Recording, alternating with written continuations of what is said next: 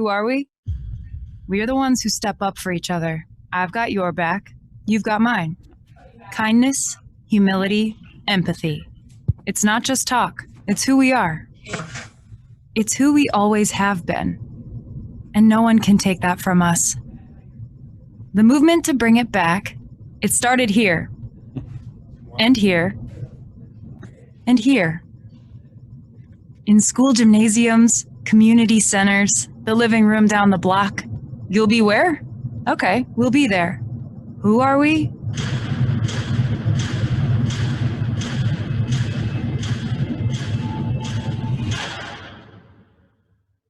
We're the movement that will beat Donald Trump. Welcome. We're going to have to sweat for it. We're going to have to sacrifice and fight. We're going to have to lead. Everyone is going to have to lead with kindness, humility, empathy, and not just talk, but action. Action today, action tomorrow. Action until we win. And we will win if we do this together. It's who we are. It's who we always have been. Now let's show them. Welcome to this Biden-Harris campaign event, GOTV rally with Mayor Pete Buttigieg. Please welcome early Pete supporters and committed Iowan activists, Terry and John Hale. Hey everybody, so glad to have so many of you here, but real quick, one thing before we get started, please download Outvote by texting IA Friends to 30330. So get out those cell phones. We want you to download Outvote by texting IA Friends to 30330. And what a great way to inspire us to get out the vote than to have the one and only Pete Buttigieg here. Do you remember when we first met, Pete? Oh, I certainly do. A cold, cold, cold night in Ankeny, Iowa, yes. In February of 2019. And those of you who heard Pete on the campaign trail, he referred to that bitterly cold night a lot because it was part of his first trip to Iowa. There were about 50 very curious people in that room. Trying to figure out how to pronounce this guy's name, as I recall. That's right. That's right. And, you know, the only thing I knew about him was he was a Midwestern mayor and that people said he's an up-and-comer and somebody to keep an eye out. Well, we saw right away and understood right away why they were saying that the minute we heard him speak. He won us over and we jumped in, like many of you did, to help his campaign in Iowa in every single way we could. And we learned a new term. You know, all this help and all this campaigning was going to be in the form of what was called relational campaigning. Pretty simple, really. We talked to our friends and they talked to their friends. And that's how Pete's campaign built this tremendous army of passionate supporters leading up to the Iowa caucuses. And now we're applying that same approach as we campaign for Joe, and it's working. I loved that opening video. It reminded me of one of the things so many of us loved about Pete's campaign, his rules of the road. Oh, yeah. One of my favorites was belonging. Pete wanted and wants that for America, and so does Joe. And that's one of the hundreds of reasons why it was easy to extend our enthusiasm for Pete to Joe. So we, like you, are really working hard to elect Joe Biden and Kamala, and we are calling our friends and we are texting our friends. And we are so grateful that our friend Pete continues to lend his powerful voice in support of Joe. You know, many have already voted, we have, but many more need to vote. And that's what we're here to talk about with Mayor Pete tonight. We were so darn proud to be part of his Iowa volunteer team, and we're so excited to once again introduce him. Friends, you know his name is Pete Buttigieg, and we're delighted to welcome him back to where it all began. And Mayor Pete, heard you tell Jimmy Fallon that they ran out of these stickers when you voted. So we put a few of these in the mail to you. I sent them to Paul, to the former Mayor Pete Buttigieg. So hopefully they'll pass them along to you. Because if anybody deserves to wear these, you and your mom and Chastity. Oh, that's great. Thank you so much. I'm glad, as always, you've got us covered.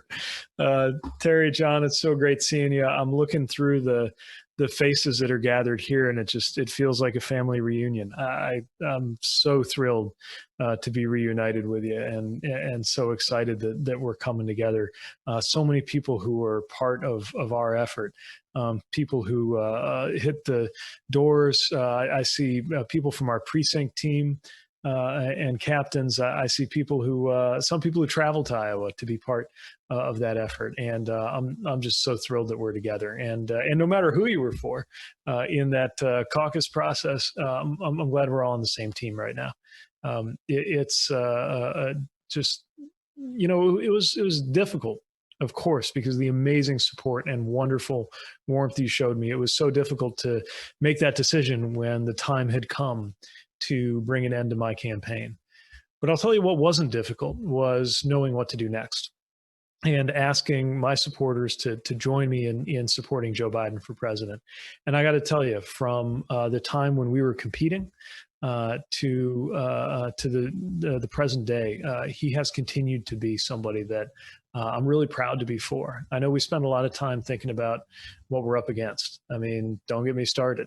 The things that this president has done, the way he's treated people, the division and the chaos and the cruelty.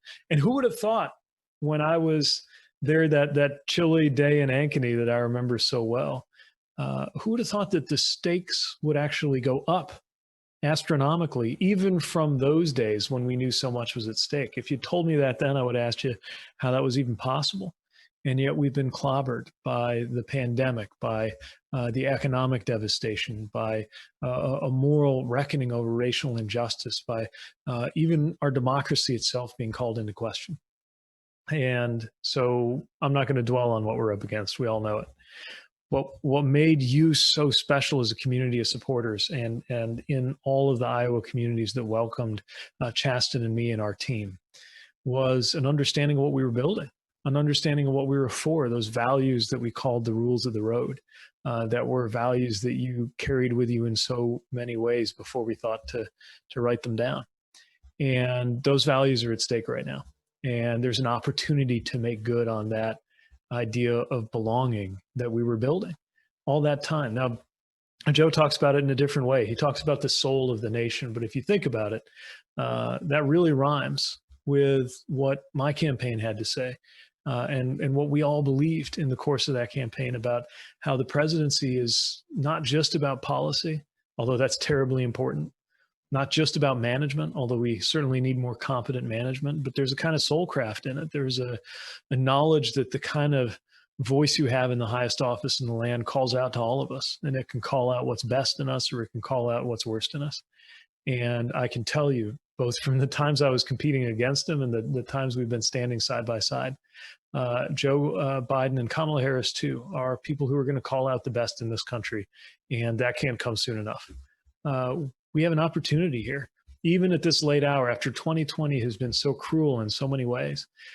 We have an opportunity to set ourselves up to look back with pride on what we achieved together in 2020, because the story of 2020 is not yet fully written. We're writing it right now. We together are writing the last, and I believe perhaps most important chapter in that story of 2020. And so I'm asking you to keep gathering that energy that has brought you to this point. I've seen the work that you're doing, and like that relational organizing strategy that we relied on in order to win the Iowa caucuses, I've seen the way you've reached out to friends and loved ones, and we've still got work to do. We got work to do to make sure everybody takes advantage of that chance to vote early across Iowa if they can, and election day if that's the right answer for them. But no matter what, that folks get out there and vote. You didn't think we'd just say goodbye forever after the caucuses, did you? Iowa is crucial right now to the future of the country.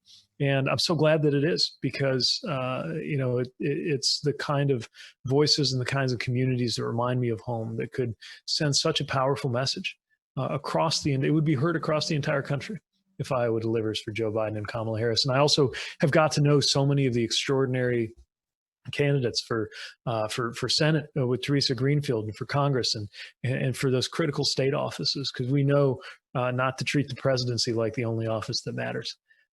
Think of what we could do if we were actually getting ready to once again restore a kind of decency and empathy to the Oval Office. Think of what it'll be like. As I always said on the campaign trail, I had myself in mind, but it's true with President Joe Biden too, that feeling of turning on the TV and having your blood pressure go down instead of up through the roof.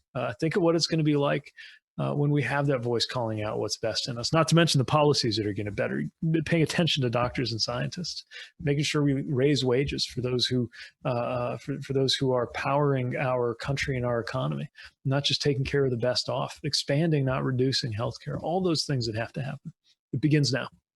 I still believe 2020s will be the deciding decade for our country, and we can get that decade off to a good start. Now, I'm worried about two kinds of voters. First, we got the folks deciding how they're going to vote. And I know a lot of my friends, especially on the coasts, are scratching their head at how such a voter even exists. But you and I know that there are a lot of people, especially if they've always voted Republican their whole lives, like some of the folks who crossed over to be part of our campaign, who find it hard, having grown up in a community or a family where being Republican was the same thing as being a decent, patriotic Christian American, but who are seeing now why their values, even if they're very conservative values, are not reflected in this presidency.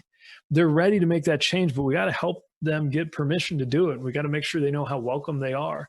Those future former Republicans, as I love to call them, how welcome they are in our community, in our coalition. And you have the power to reach out to people and do just that. And then we got those folks deciding whether to vote. And that might even be a bigger number. People are just beaten down or just tired or busy or hearing these stories about long lines or just wondering whether their vote even counts. And let me tell you, it counts. In Iowa, it could come down to a couple of votes per precinct. And I just by the sheer number of people on this call, 253 and counting, if each of you moves even a couple of people, let alone moves a couple of people to move a couple of people, pick up one more shift, use that app that Terry was mentioning to help power your outreach, do whatever it takes. That could well be the difference. So that later on, we're looking back on these moments, these days, these hours between now and the end of voting on Tuesday as a time when we did our part and we made the difference. That's what we have a chance to do. You're already doing it. So the most important thing I want to say is thank you. But the second most important thing is keep it up and dig deep and do everything you can. I cannot wait till I can safely give you a hug and visit with you in the communities where you made us feel like we were absolutely at home. But in the meantime, I see you across the state and across our community of support. And I just can't wait till the next time we're talking to each other. And it's about celebrating. It's about celebrating what we began, what we created. And I know that you're going to do that. I always talked on the trail about running as an act of hope, volunteering as an act of hope, being involved in any way as an act of hope. And this is the shot in the arm of hope that I need to get through the days ahead. So let's carry that, lift each other up, not waste one moment, and give ourselves a lot to be proud of when the bell rings on Tuesday. Take care, and I'll see you out there. Pete, thank you. Thank you so much for being with us. Talk about a shot in the arm. That's exactly what you provided right now. For anybody who's a little tired, a little weary, Pete is inspiring all of us to reach out, to talk to people. And I want to remind folks again to text IA Friends to 30330 so you can download that app, Outvote. Well, as always, when Pete talks, there's so much to unpack. I mean, if we had 45 minutes or so to just build on what he said, but one thing struck me was this up and down the ballot, the talent that we have in Iowa that's on this ticket, that starts with Joe and Kamala, and then we go to Teresa Greenfield, and then we go to some tremendous congressional candidates, and then we go to some tremendous legislative candidates and candidates for boards of supervisors, and on and on.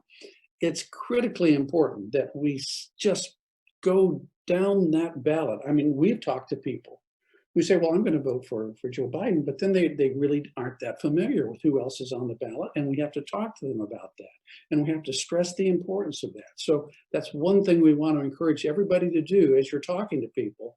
Stress that Joe Biden can't do, even if when Joe Biden's elected, he needs to have a Democratic Senate and a Democratic House. And he needs to have Democratic legislatures around the state, around the country, so that he can get his agenda put together. Yeah, he needs Pete in his Yeah. administration. We all agree on that. But Pete and Joe and Kamala alone are going to be able to do everything. So that's why we have to turn out the votes for every single Democrat that we possibly Yeah. can.